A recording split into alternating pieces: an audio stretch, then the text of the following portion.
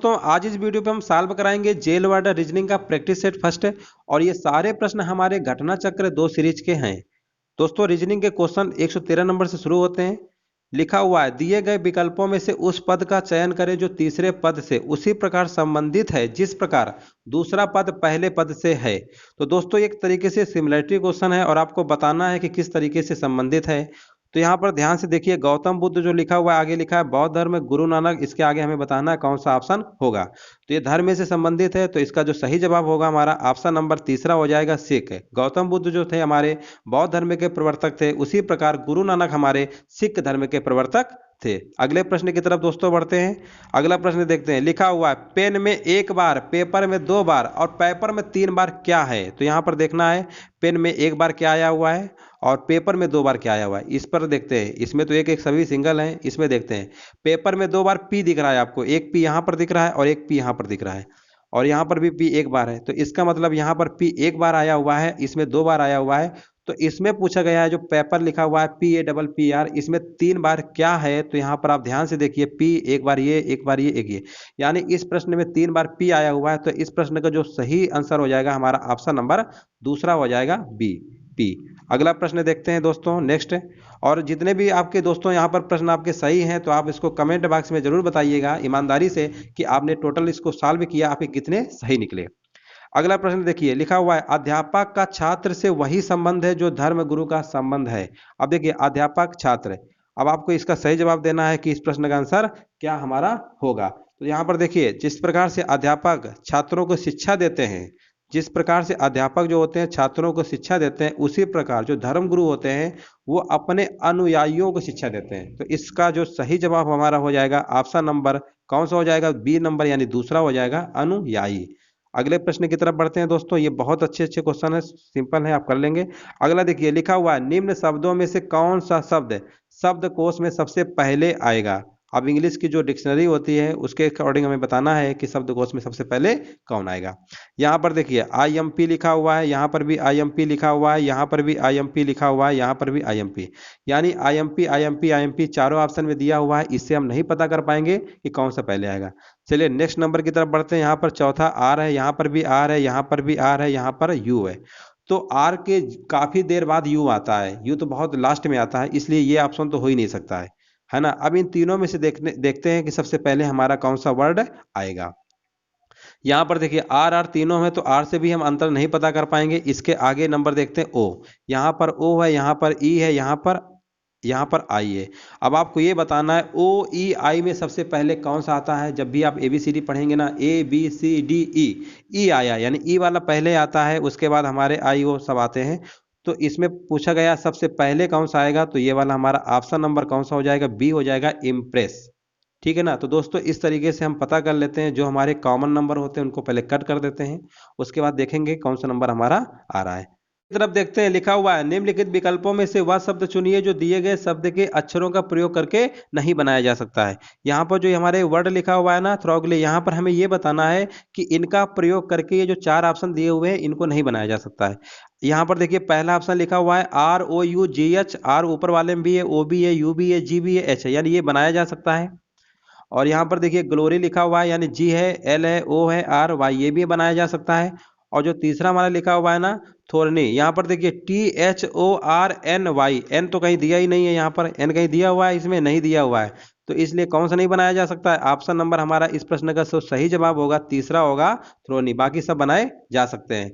अगला प्रश्न देखते हैं, निम्न श्रृंखला में कितने R से ठीक पहले P हैं और ठीक बाद में D हैं।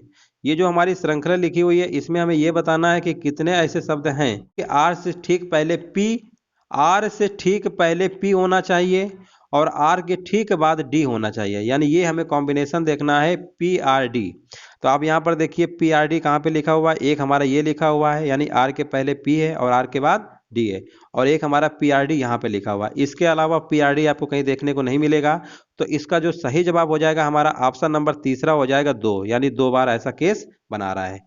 तो इसका सही जवाब क्या होगा, ऑप्शन नंबर तीसरा। अगला को कालानुक्रम से व्यवस्थित कीजिए। लाल बहादुर शास्त्री, इंदिरा गांधी, जवाहरलाल नेहरू, PV नरसिम्हा राव और VP सिंह।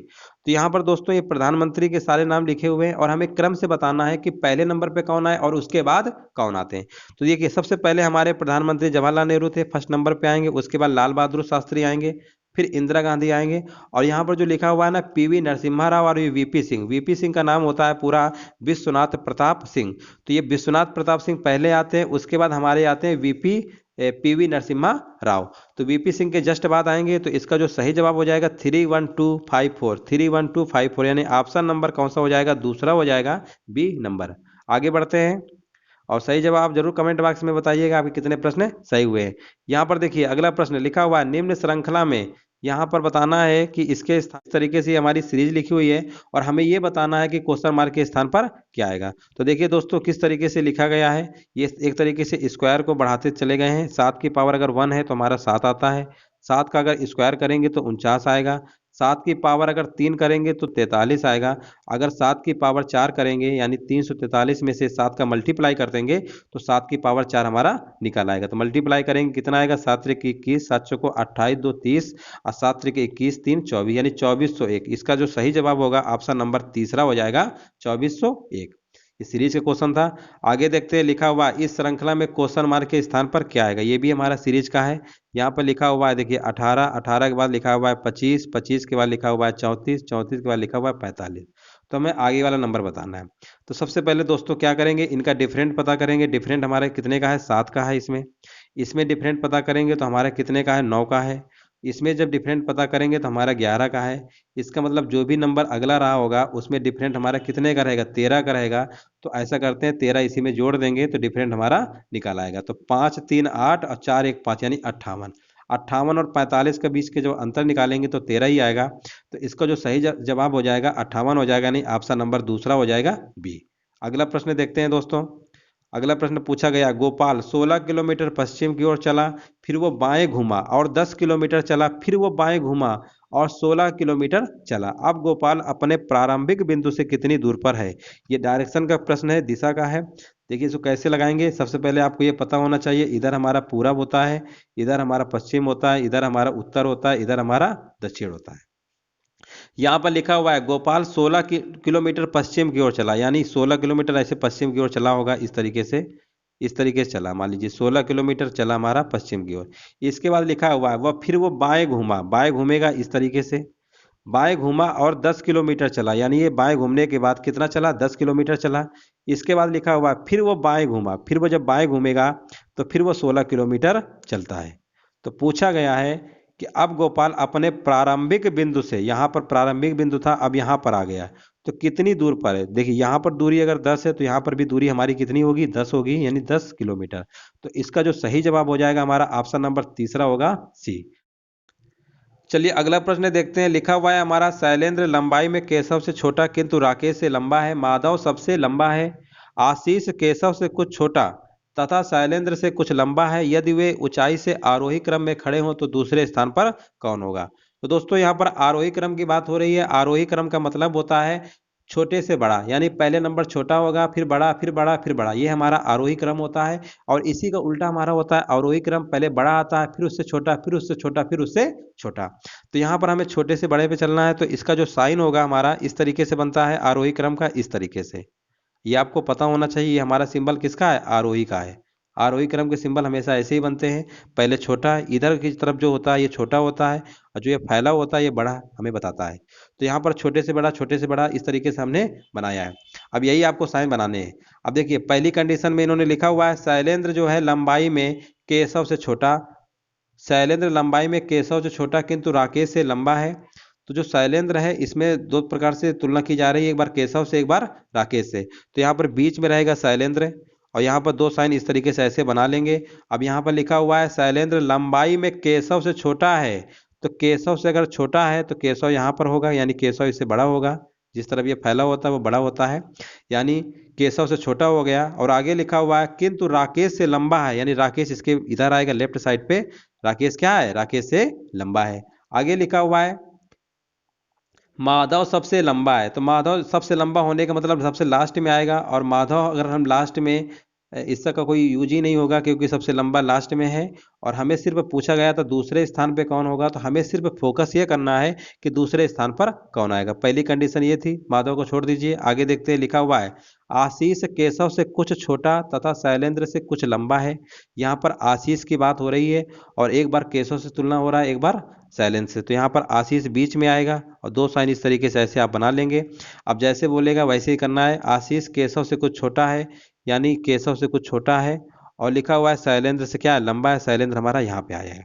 अब इसमें देखिए केशव हमारा लास्ट में आ रहा है, इसमें भी आ रहा है, इसमें भी आ रहा है। दोनों इक्वेशन में देखिए केशव जो कंडीशन दिया हुआ है इसमें दोनों में केशव लास्ट में आ रहा है, इससे तो कुछ हमारा अंतर नहीं पता चल पाएगा। अब बात करते हैं इन दोनों में। यहाँ पर देखिए, यहाँ पर क्या लिखा हुआ है, शैलेंद्र जो है हमारा राकेश से क्या है, बड़ा है। इधर हमारा लिखा हुआ है शैलेंद्र जो है हमारा आशीष से छोटा है, यानी शैलेंद्र जो है एक बार राकेश से बड़ा है और एक बार आशीष से छोटा है। तो इसका मतलब इस प्रश्न का जो दूसरे स्थान पे होगा तो कौन सा ऑप्शन हो जाएगा, हमारा शैलेंद्र हो जाएगा, क्योंकि शैलेंद्र के लेफ्ट राइट में दो लोग तो आएंगे ही। अगर आप इसको लिखना चाहते हैं तो लिख लीजिए, शैलेंद्र यहाँ पे लिखेंगे, इस तरीके से ऐसे आप बना लीजिए। तो देखिए शैलेंद्र जो है क्या लिखा हुआ है, आशीष से छोटा है, यानी यहाँ पर आशीष आएगा, यहाँ पर हमारा क्या आएगा, आशीष आएगा, और यहाँ पर हमारा क्या आएगा, राकेश। अब देखिए शैलेंद्र जो है राकेश से बड़ा है, यहाँ पर भी बोला था बड़ा है इस कंडीशन में। इसके बाद लिखा हुआ है शैलेंद्र जो है आशीष से छोटा है, आशीष से छोटा है। अब क्वेश्चन में पूछा गया दूसरे नंबर पे बताइए, दूसरे नंबर पे हमारा शैलेंद्र आएगा। ये सब करने की जरूरत नहीं थी, यहीं से आप पता कर लेंगे कि कौन सा छोटा है कौन सा हमारा बड़ा है। तो इस प्रकार इसका जो सही जवाब हो जाएगा हमारा ऑप्शन नंबर दूसरा हो जाएगा, शैलेंद्र। आगे बढ़ते हैं प्रश्न की तरफ। अगला देखिए, लिखा हुआ है कॉफी कैफीन से उसी प्रकार संबंधित है जिस प्रकार तंबाकू किसे संबंधित है। तो दोस्तों तंबाकू में निकोटीन पाया जाता है, तो इसका जो सही जवाब हो जाएगा हमारा ऑप्शन नंबर चौथा हो जाएगा, निकोटीन। कॉफी में क्या पाया जाता है, कैफीन। अगला प्रश्न देखते हैं। नेक्स्ट क्वेश्चन हमारा लिखा हुआ है पी क्यू आर, ये एक तरीके से कोडिंग डिकोडिंग का प्रश्न है। लिखा हुआ है पी क्यू आर 16 17 18 से उसी प्रकार संबंधित है जिस प्रकार एम ओ क्यू संबंधित है। तो देखिए यहाँ पर क्यू आया हुआ है, क्यू का कोड हमें पता है, यहाँ पर 17 लिखा हुआ है, यानी लास्ट में भी क्यू है, क्यू हमारा 17 आना चाहिए।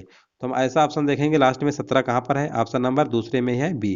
तो इसका जो सही जवाब हो जाएगा ऑप्शन नंबर दूसरा हो जाएगा। देखते हैं, लिखा हुआ है दिए गए विकल्पों में से उस शब्द को चुनिए जो दिए गए शब्द के अक्षरों का प्रयोग करके नहीं बनाया जा सकता है। यहाँ पर हमारा वर्ड लिखा हुआ है करस्पॉन्डिंग, हमें ये बताना है करस्पॉन्डिंग ये इन वर्डों का प्रयोग करके कौन सा बनाया जा सकता है। यहाँ पर करेक्ट लिखा हुआ है COORECT। यहाँ पर देखिए सी भी है, ओ भी है, आर भी है, ई भी है, सी, लेकिन टी यहाँ पर कहीं है, ऊपर नहीं है, मूल शब्द में टी नहीं है, तो यानी ये वाला नहीं बनाया जा सकता है। डिस्कर्न की अगर हम बात करते हैं तो डी भी है, आई भी है, एस भी है, सी भी है, ई भी है, आर भी है, एन भी है। यानी इसका जो सही जवाब हो जाएगा हमारा प्रश्न का ऑप्शन नंबर दूसरा हो जाएगा, बी। यानी कौन सा लिखा हुआ था अक्षरों का प्रयोग करके बनाया जा सकता है, डिस्कर्न होगा। बाकी अगर ये बन के अगर तैयार हो गया है, ये बनाया जा सकता है, तो हमारे इसका मतलब यही हमारा ऑप्शन सही होगा, दोनों हमारे नहीं होंगे। देखो यहाँ पर भी टी आ रहा है, इसलिए ये भी नहीं बनाया जा सकता, ये भी नहीं बनाया जा सकता है। तो इसका सही जवाब कौन सा हो जाएगा, ऑप्शन नंबर दूसरा हो जाएगा। प्रश्न देखते हैं, लिखा हुआ है निम्नलिखित अक्षर श्रृंखला में अगले अक्षर की पहचान करिए। इस तरीके से हमारे वर्ड लिखे हुए हैं, के, फिर एन, फिर यहाँ पर क्यू और यहाँ पर टी। अब आपको बताना है यहाँ पर अगला अक्षर कौन सा आएगा। अब देखिए के के बाद अगर एन आया है तो इसके बीच में देखिए के बाद क्या आता है, के एल एम, एल एम, यानी दो अक्षर यहाँ पर छूट गए हैं। एन के बाद ओ पी, यानी यहाँ पर भी दो अक्षर छूटे हुए हैं। क्यू के बाद आर एस, आर एस, यहाँ पर भी दो अक्षर छूटे हुए हैं। इसका मतलब दो दो अक्षर छोड़ने के बाद जो अगला अक्षर आना ना उसको लिखा जा रहा है, ये पैटर्न है हमारा। तो टी के बाद देखिए, टी के बाद क्या आता है, U V, PQRSTU, UV, UV के बाद क्या आएगा, डब्लू। यानी इसका जो सही जवाब हो जाएगा हमारा ऑप्शन नंबर पहला हो जाएगा, डब्लू। दो दो का अक्षर गैप था। अगला देखिए, ये कथन निष्कर्ष से संबंधित प्रश्न है। लिखा हुआ है नीचे एक कथन और दो तर्क है, फर्स्ट और सेकंड दिए गए हैं। निर्णय लें कि कथन के संबंध में कौन सा तर्क सबसे मजबूत है। कथन देखिए लिखा हुआ है चेन्नई से दिल्ली शीघ्र पहुंचने के लिए वायुयान से जाएं, ये कथन में बोला गया है। और तर्क जो है पहला लिखा हुआ है चेन्नई और दिल्ली वायुयान सेवा से जुड़े हुए हैं। देखिए दोस्तों, अगर वायुयान सेवा से जुड़े होंगे तभी तो ये बात बोली गई है कि चेन्नई से दिल्ली शीघ्र पहुंचने के लिए वायुयान से जाएं। अगर जुड़े नहीं होते तो ये बात नहीं बोला होता। इसका मतलब पहला वाला जो है तर्क बिल्कुल मजबूत है। और अगला लिखा हुआ है सेकेंड नंबर, चेन्नई से दिल्ली जाने के लिए और कोई साधन नहीं है, मतलब इस तरीके से तो कोई बात ही नहीं की गई। तो इसका जो सही जवाब हो जाएगा हमारा केवल जो तर्क हमारा पहला है मजबूत है, दूसरे वाले से कोई लेना देना नहीं है। ऐसा नहीं है कि साधन नहीं है, सिर्फ उन्होंने ये जो पहली बात बोली है ना तर्क में कि वायुयान सेवा से जुड़े हैं तभी बोला होगा जब वायुयान से कथन में बोला गया है कि वायुयान से जाएं। ठीक है ना, तो इसका पहला ही हो जाएगा। अगला, पायलट शब्द के अक्षरों को वर्णानुक्रम में व्यवस्थित करने के बाद इस शब्द में कितने अक्षरों की स्थिति अपवर्तित रहेगी। अब यहाँ पर देखिए पायलट लिखा हुआ है, पहले इसको ऐसे लिख लीजिए PARROT। अब इसको अंग्रेजी वर्णमाला क्रम में रखना है तो सबसे पहले हमारा ए आएगा, ए के बाद हमारा क्या आएगा, ओ आएगा। इन जो नंबर हमारे लिखे हुए हैं ना PAROT, इनमें हमें ये बताना है कि सबसे पहले कौन आएगा। इन सब में पहले अगर ABCD पढ़ेंगे शुरू से तो पहले ए आता है, इसके बाद में आएगा ओ के बाद हमारा आएगा पी, अब पी के बाद होता है QR यानी आर आएगा, और आर 2 बार है तो यहाँ पर फिर आर आएगा, और आर के बाद क्या आता है हमारा RST यानी टी आएगा, एस तो है नहीं, टी आएगा। तो यहाँ पर पूछा गया है कि कितने ऐसे अक्षर है जो अपनी जगह अपवर्तित हैं। देखिए पहले लास्ट में भी टी था, अभी भी टी है। यहाँ पर देखेंगे आर यहाँ पर भी था, आर यहाँ पर भी। तो यहाँ पर हमारे ऐसे कितने पूछा गया था, कितने ऐसे शब्द में कितने अक्षरों की स्थिति। तो यहाँ पर सिर्फ 2 ही ऐसे अक्षर हैं हमारे आर और टी जो हमारे अपने स्थान पर क्या है, अपवर्तित हैं, यानी जहाँ पहले थे वहीं आज भी हैं, नीचे भी हैं। तो इसका जो सही जवाब हो जाएगा हमारा ऑप्शन नंबर दूसरा हो जाएगा बी। अगला प्रश्न देखते हैं, इसका भी आप सही जवाब दीजिए क्या होगा। दिए गए विकल्पों में से उस शब्द का चयन करना है जो अन्य से भिन्न है। यहाँ पर देखिए ये सब हमारे वाद्य यंत्र लिखे हुए हैं, तबला, वीणा, सितार, एक तारा। तो देखिए दोस्तों यहाँ पर आप ध्यान से देखिए, वीणा है, एक तारा है, सितार, इनमें कहीं ना कहीं तार की जरूरत पड़ती है। बट हमारा जो तबला होता है, तबले में तार की जरूरत नहीं पड़ती है। तो पूछा गया इनमें सबसे भिन्न कौन सा होगा, तो इसका सही जवाब हो जाएगा हमारा ऑप्शन नंबर पहला हो जाएगा तबला। अगला प्रश्न देखते हैं, ये लिखा हुआ दिए गए विकल्पों में से उस शब्द का चयन करें जो अन्य से भिन्न है। यहाँ पर देखिए बीमा लिखा हुआ है, भविष्य निधि, शेयर और वेतन। तो दोस्तों आपको ये पता होना चाहिए कि जो भविष्य निधि है, बीमा है, शेयर है, इनमें हमेशा हम पैसा क्या करते हैं, इन्वेस्ट करते हैं, यानी पूंजी इसमें लगाई जाती है। बट हमारा जो वेतन होता है, वेतन में हमको सैलरी मिलती है, पैसा मिलता है, इसमें लगाया नहीं जाता है। तो इनमें अगर हम बात करते हैं सबसे भिन्न होगा तो इसका सही जवाब हो जाएगा हमारा ऑप्शन नंबर तीसरा यानी सी। तो दोस्तों आज हमने क्वेश्चन 131 नंबर तक करा दिए हैं। इसके बाद जो 132 से लेकर 150 यानी 150 तक हैं वो हम पार्ट 2 में कराएंगे। तो दोस्तों इसके जितने भी आपके प्रश्न सही हैं तो आप कमेंट बॉक्स में जरूर बताइएगा कि आपके कितने